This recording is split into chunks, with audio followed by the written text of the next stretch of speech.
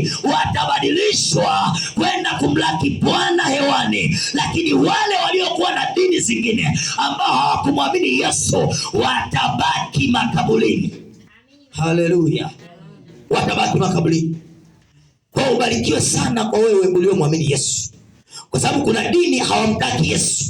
Asa wale ambao hawamtaki Yesu, manake unyakuo hawahusu. Unajua kuna dini ambazo bado leo zinaabudu misimu, bado leo wanaabudu vichaka. Ziko dini ambazo bado mpaka leo hawana Yesu. Na bahati mbaya nikwambie, kwanza kuna mtakatifu na Mkristo. Mkristo haingii mbinguni, Mkristo hanyakuliwi. Sababu Mkristo anayekunywa pombe, Mkristo muhuni, Mkristo mzinzi, Mkristo mwizi hawezi kunyakuliwa, ila mtakatifu atanyakuliwa.